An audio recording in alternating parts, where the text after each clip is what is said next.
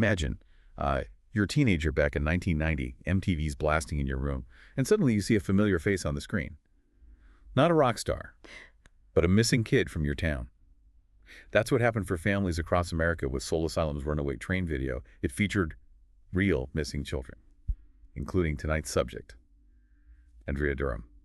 We're taking a deep dive into her case, exploring the circumstances of her disappearance, and the pursuit of answers that continues to this day. I think what's so powerful about that video is how it tapped into that anxiety of a generation. Before Amber Alerts, before social media, it was the stark reminder that children could vanish, leaving families in this agonizing uncertainty. Yeah, it's just heartbreaking to even imagine that fear and how limited the resources were. So let's rewind back to February 1st, 1990. Seems like an ordinary Thursday evening in Fort Walton Beach, Florida. We're focusing on the Sterling family, Roseanne and her daughters, 15-year-old Asha and 13-year-old Andrea. The older two head out for a meeting, leaving Andrea home alone for about an hour and a half. When they return, the apartment door's unlocked, and a very unsettling scene awaits them. And that vacuum cleaner left running in the middle of the floor becomes a haunting detail, as if Andrea was interrupted, her chore left unfinished. And this seemingly mundane detail would become a crucial piece of the puzzle later on for investigators and the family. It's always those little things, isn't it? Those details that stick in your mind, make you wonder, what if? Adding to the mystery, Andrea's jacket and purse are gone. But her makeup, something a 13-year-old girl wouldn't typically leave behind, is still there. Right.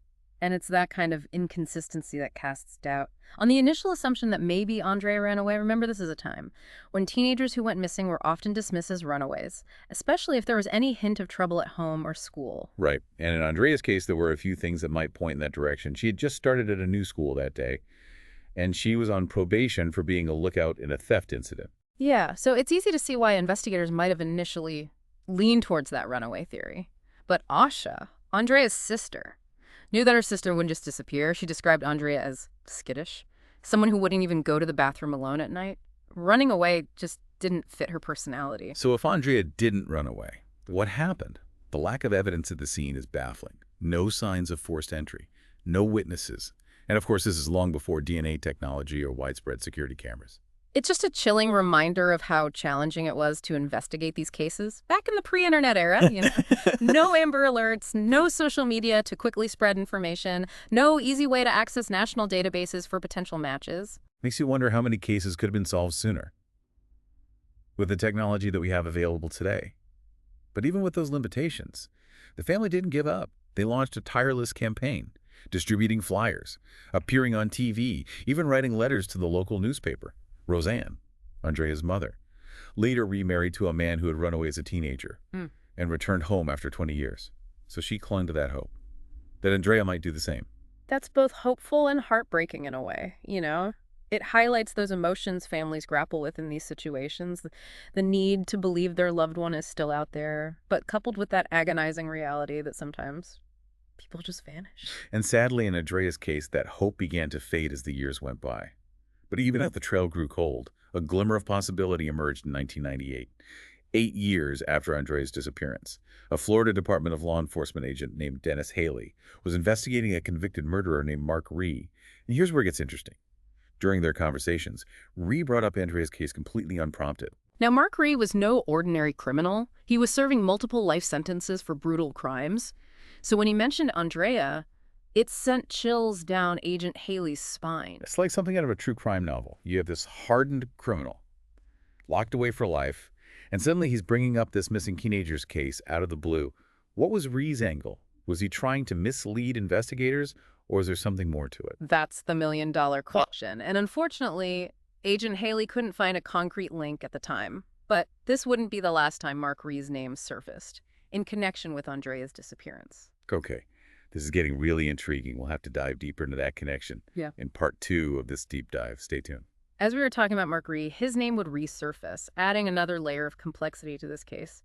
Fast forward to 2019, a tip comes in, reignites the focus on Ree. So 21 years after Andrea's disappearance, and 11 years after Ree initially mentioned her, new information emerges. What was this new lead? Well, this tip suggested a possible connection between Andrea and one of Ree's sons. The details were intriguing, mentioning potential interactions at the local tennis center, or even visits to Ree's home. Wow. If that connection was true, It would mean Rhee was familiar with Andrea, making his previous mention of her case even more chilling. But Agent Haley had already looked into Rhee, hadn't he? What made this new tip worth pursuing? That's the thing about cold cases, they're rarely static. New information, even decades later, can completely shift the focus.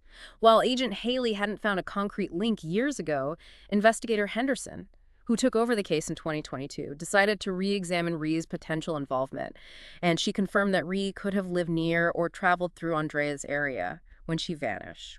So Investigator Henderson wasn't ruling anything out. It's amazing to see that level of dedication to a case that had gone cold for so many years. Absolutely. It speaks volumes about the commitment of those who work so tirelessly to bring answers to these families. Unfortunately, this particular lead didn't pan out as they hoped. The tip couldn't be verified. And Rhee's typical MO didn't quite align with Andrea's disappearance. Another dead end. It's heartbreaking to think of that hope rising only to be dashed again. But I understand investigators were pursuing other leads as well. Yes, in 2021, new leads emerged, pointing to several incarcerated individuals who potentially could have been involved in Andrea's disappearance. These leads sparked renewed hope and led to several searches based on information from a jailhouse informant. So the investigation takes a dramatic turn, focusing on these new suspects.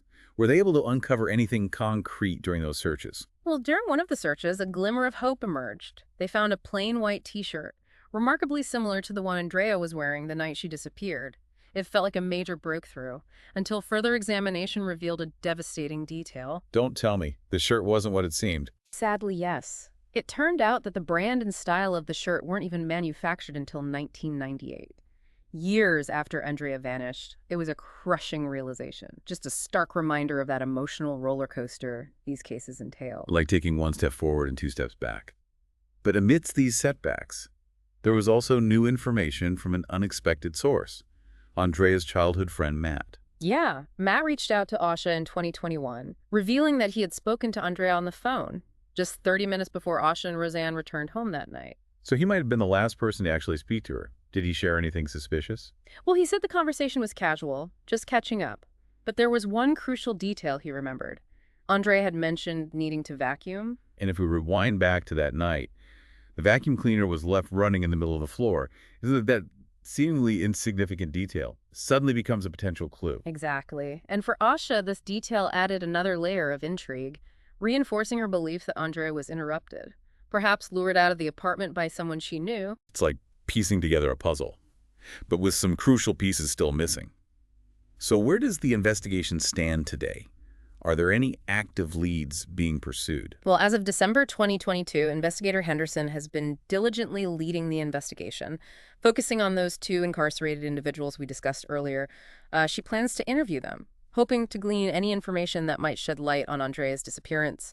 It's a long shot, but even the smallest detail could be the key to unlocking the truth.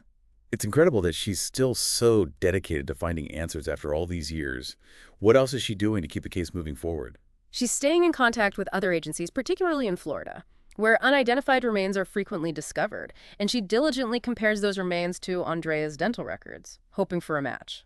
It's a painstaking process, but it highlights the importance of collaboration and thoroughness in these cases. It's a reminder that there are people out there who haven't forgotten about Andrea and are still working tirelessly to bring her home. And of course, Asha continues to be a powerful advocate for her sister. Absolutely. She regularly updates Andrea's Facebook page, sharing updates on the case, and urging anyone with information to come forward. What's particularly poignant is that the family isn't seeking prosecution, or even justice at this point. They just want to know what happened to Andrea. To have that closure after all these years would be immeasurable. Asha has said that her mother simply wants to know where her daughter is before she passes away.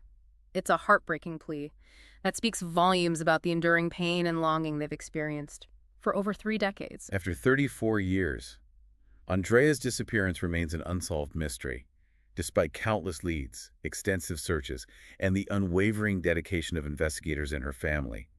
The truth remains elusive.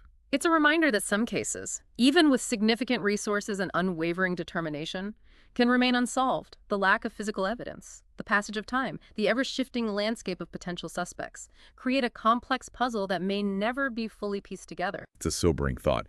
But even amidst that uncertainty, there's a glimmer of hope. Investigator Henderson's commitment to the case, Asha's tireless advocacy, and the possibility of new information emerging. Keep that flame flickering. And that's what we need to hold on to. The smallest detail, a long-forgotten memory, or a sudden pang of conscience could be the key to unlocking the truth. Perhaps someone out there knows something, and maybe one day they'll find the courage to come forward. Andrea's case is a powerful testament to the enduring power of hope, the importance of never giving up, and the unwavering love of a family determined to bring their loved one home. We encourage you to visit the episode webpage for resources, including age-progressed photos of Andrea and contact information for Emerald Coast Crime Stoppers. Let's keep Andrea's story alive and never stop searching for answers. So we've been following all these twists and turns, and now we come to a development that I find particularly captivating, a Crime Stoppers tip that came in back in early 2022. This wasn't just any tip. This one directed investigators to a specific address, and it even provided detailed instructions on where Andrea's remains might be buried. Wow, that's a level of specificity that suggests some kind of inside knowledge. Did they find anything at the location? Cadaver dogs were brought in, and they did detect some disturbances in the ground. You can imagine the anticipation as they began to dig. But sadly, it turned out to be just buried trash. Another agonizing near miss for the family. It seems like every time they get a glimmer of hope, it's quickly extinguished. But you mentioned earlier that investigator Henderson is incredibly persistent. What are her current strategies for finding out what happened to Andrea? She's employing a multi-pronged approach, starting with those two incarcerated individuals we discussed.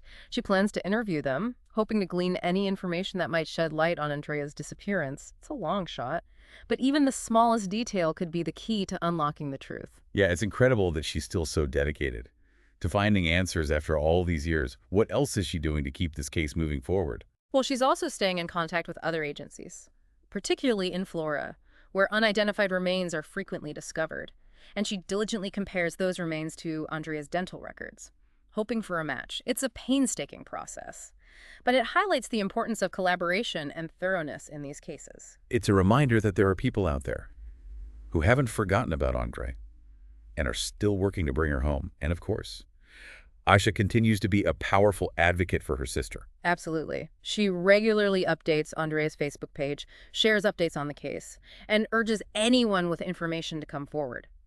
What's particularly poignant is that the family isn't seeking prosecution at this point, or even justice. They just want to know what happened to Andrea. To have that closure after all these years would be immeasurable. Asha has said that her mother simply wants to know where her daughter is before she passes away. It's a heartbreaking plea. That speaks volumes about the enduring pain and longing they've experienced for over 3 decades. So after 34 years, Andrea's disappearance remains an unsolved mystery. Despite the countless leads, the extensive searches, and the unwavering dedication of investigators and her family, the truth remains elusive. It's a stark reminder that some cases, even with significant resources and unwavering determination, can remain unsolved. You know, the lack of physical evidence, the passage of time, the ever-shifting landscape of potential suspects, it creates this complex puzzle that may never be fully pieced together. That's a sobering thought. But even amidst the uncertainty, there's that glimmer of hope. Investigator Henderson's commitment to the case, Asha's tireless advocacy, and the possibility of new information emerging. Keep that flame flickering. And that's what we need to hold on to, that smallest detail, a long-forgotten memory, a sudden pang of conscience, could be the key to unlocking the truth. You know, perhaps someone out there knows something, and maybe one day they'll find the courage to come forward. Andrea's case is a powerful testament to the enduring power of hope, the importance of never giving up, and the unwavering love of a family, determined to bring their loved one home. We encourage you to visit the episode webpage for resources, including age-progressed photos of Andrea, and contact information for Emerald Coast Crime Stoppers. Let's keep Andrea's story alive and never stop searching for answers.